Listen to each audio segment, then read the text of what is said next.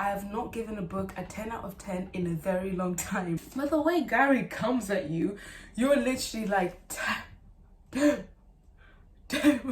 Be prepared to literally question everything you know about life. Yeah, I'm getting emotional. It's not about that's how other people are, that's how we all are. Because when you give that love, you will always receive it back. And that is all that exists. Hey everyone, welcome back to my YouTube channel. If you are returning, what's up? If you are new, welcome. For those I don't know, my name is Aggie. I'm a professional dancer, and this channel is all things wellness and all things dance sprinkled with basically bits of my life. So in this video, I'm going to be telling you the top 5 books that changed my perspective this year. Now, I am an avid reader. For those that don't know, I love reading. I got it from my dad, and I actually read for a hobby as well as to learn. So I read about 20 minutes a day, give or take, like 5 days a week. You know, obviously not every day. Some days I'll read more. If I'm so interested in a book, sometimes I'll just keep reading. I incorporate a discipline with the love of reading so that I make sure I actually read. I have read 8 books this year.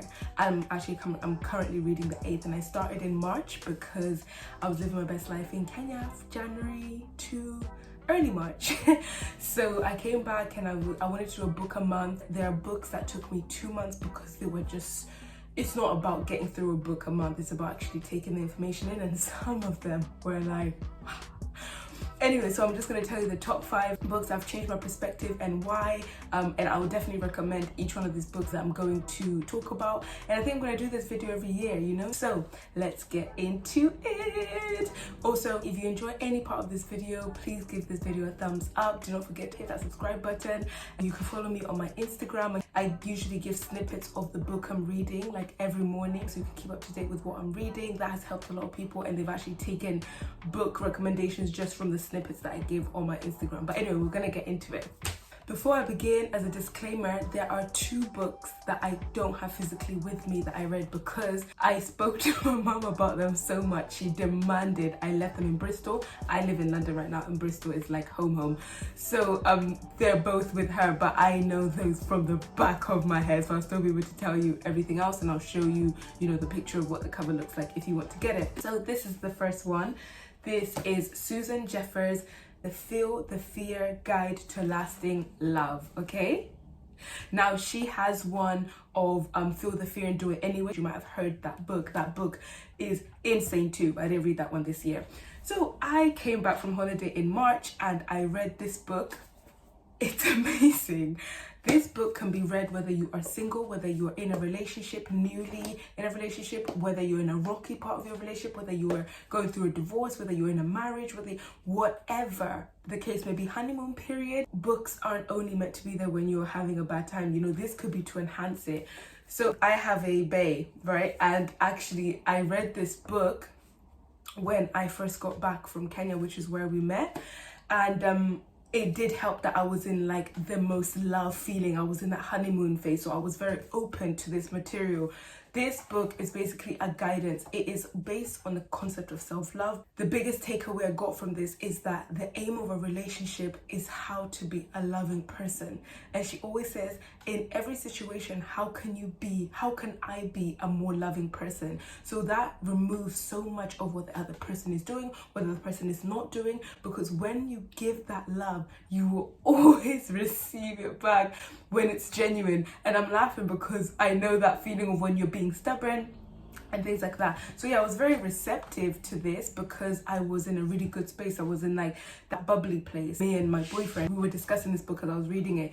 We took away the telling your significant other, thank you for being in my life. And that has been very transformative. It's very simple, but she gives you loads of little, oh my God, look, I just opened the part of what the main agenda of this is. How random. The most important purpose of this relationship is for me to learn how to become a more loving person. That is it. That covers every single basis. It talks about effective communication, and it gives you literally direct everyday things that you can be doing, you and your partner, or if you think your partner isn't into it, you can do it yourself, because the work is all about you. The work is inside out. It's not waiting for the other person to sit you down and talk about effective communication. You do it and see how magical it ends up being. So it is a very practical book. It covers trust, it covers difficult times, it covers affairs, cheating, things like that. But the basis is the fact that regardless of what is going on with the other person, yeah, I'm getting emotional, it's all about you. It's all about how much you're loving and how much love you're giving. Right. The second book is Atomic Habits by James Clear. This is the one that is with my mom. This book I gave a 10 out of 10. I have not given a book a 10 out of 10 in a very long time.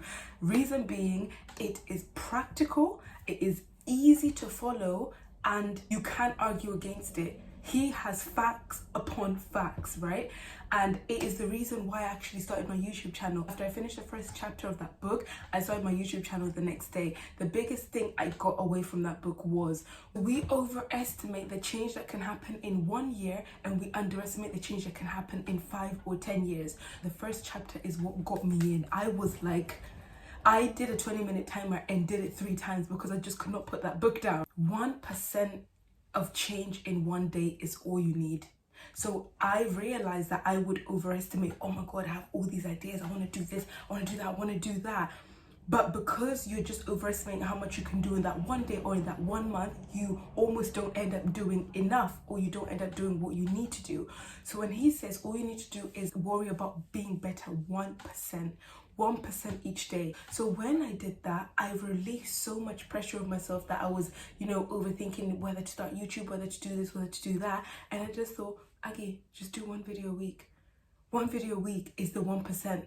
That will add up in a year, in 2 years, in 3 years. You take care of today, it takes care of tomorrow, it takes care of the next day, and before you know it, a whole year has gone and you've incrementally changed as a person, and now it looks like this huge change.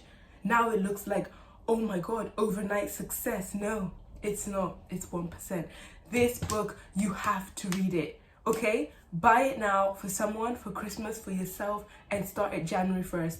You will not regret it. Boom. The next one is How to Win Friends and Influence People by Dale Carnegie. Now, I got this book recommendation from my sister, and actually I got Atomic Habits from Lydia as well. And I was seeing her read it as well on her Instagram, and I was loving what it was saying. And I've heard so much about this book. This is one of the best-selling books of all time. It is, and I see why. How to Win Friends and Influence People is literally what it says on the tin. It's how to be received better, and this isn't just for friendship, this is for work environments, this is for any conflict you can have, this is for strangers, this is for your personal relationships. And the way it describes human nature, I was blown away because I could see myself in every single situation of how he was trying to explain how you'd win someone over, because that is how you'd win me over.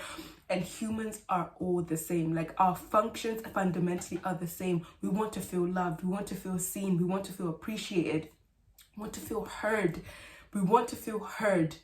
That one is key. Number 1, remembering people's names. Maybe you're the person who says, I can't remember people's names, I've always been hard at names, etc., etc. But how do you feel when someone remembers your name? It's like we forget that the other person is how we would feel. That was my biggest perspective shift of this book. When I meet someone and they say their name, I'm like, remember their name, remember their name, remember their name, remember their name. We live in a world where people don't even expect you to remember their name. So I was teaching, and I was teaching a class of people. I was asking people their names, and then after the class was done, I would sit down and write their names down in my notes so that I remember it. Once I say their name in my head when they say it, then I write it down, it sticks. It will literally stick. The next week, I remember the change, the shift.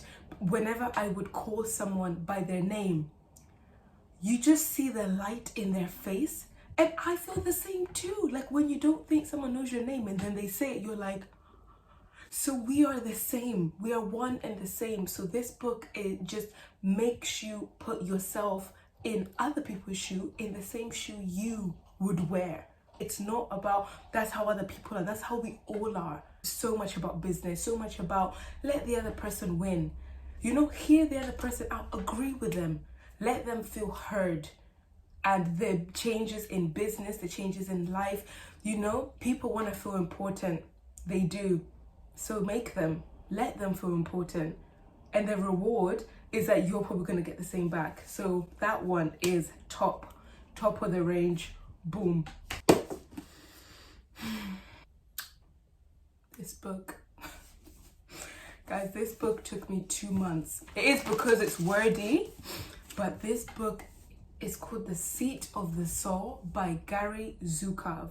One of my dearest friends sent me an interview of Oprah and Gary having a conversation about this book. I was drawn in. I could not believe what I was hearing, so I decided to get the book. Little did I know I was about to be taken on a journey that I did not expect. I did not expect to be taken up on this roller coaster. This book is deep, okay? Be prepared to literally question everything you know about life. I know I've said a lot of those other books are very practical. It's not that this book isn't. It's just that this book takes a deeper level of awareness for you to actually comprehend what is being said. For example, Atomic Habits is like, do this, do that. It's very structured in a way that every person that can read English can understand. This, you need a different language. You need to understand the language of the soul. So it talks so much about self. It talks so much about how everything is a mirror. Every single thing is a mirror, and I already believe that to be true. But the way Gary comes at you, you're literally like, damn. I'll just read one sentence. When we experience fear or anger or jealousy, we are in an illusion that is designed to bring to awareness those parts of the soul that require healing. These things do not actually exist. That is why pursuing them does not bring power. What exists between souls is love, and that is all that exists. I know deep down what that is to be true, but you know, sometimes when we're just within this world, it's harder to comprehend things like this. The illusion holds power over you when you are not able to remember that you are a powerful spirit that has taken on the physical experience for the purpose of learning. The way this shifted my perspective is that it reminded me of what I do already know. We are spiritual beings having a human experience, and we're here to learn, we're here to grow, we're here to evolve, we're here to share, we're here to have fun, we're here to bring joy, and we're here to unlearn some of the things that are in our soul that are holding us back. And it made me look at life just in a slightly different way, in the sense that nothing is personal, no one is attacking me. Someone is just reflecting to me the things that I'm yet still to learn, the things that I'm yet still to uncover or heal from. It then feels like no one is doing anything to you. This book is mind-blowing, but it requires time. It requires you to be for real serious, and be ready for your perspective to be shifted. Be ready to be told everyone you think you need to forgive, actually you need to forgive yourself. You don't need to forgive anyone because they have not done anything wrong. They've just been reflecting to you yourself. Okay, last but not least, this book, Why I'm No Longer Talking to White People About Race by Rennie Odolodge. So this book has been on my shelf. I bought it actually during the Black Lives Matter movement, and it's just been sitting on my shelf because I remember I was watching so many documentaries at that time and things got really heavy. So during this time of Black History Month, I just thought I would really like to read this book. I've heard so many great reviews about it, and actually, ironically, it's not for Black people who don't want to talk to white people about race. It's actually a book for every race because it's so informative. She has facts upon facts just to explain the history that has been hidden from Black people, the history that does not get spoken about enough. It's based on British history a lot more than it is American, but it has got reference to America and like comparisons and things like that. The reason why this shifted my perspective is because I feel like I got more of an understanding of everything. You know, when things are provided with facts, it's easier to digest than just opinions. If white people have been raised in a way to see their race as superior, the privilege makes sense, the white fragility makes sense. That does not mean it's okay, and that does not mean that it shouldn't be changed, but it almost makes you see what is actually happening in this world. The fear of a black planet. This isn't every white person, by the way, but generally speaking, they fear that black people will take over. With interracial coupling, the white race is actually theoretically, factually diminishing. So then in about, I think it's 2040 or something, I can't remember what it says, that people of color will be the predominant or the majority of the race. So then there's a fear of that and what will happen, etc, etc. So I think this book just opened my eyes, and I actually understood what's around me, the people that are around me, and why they may act the way they do.